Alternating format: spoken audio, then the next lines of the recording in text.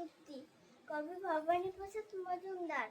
মাকে ডেকেই বললে সেদিন 7 বছরের বিলে, সত্যি বলো কোত্থেকে মা আমায় এনেছিলে?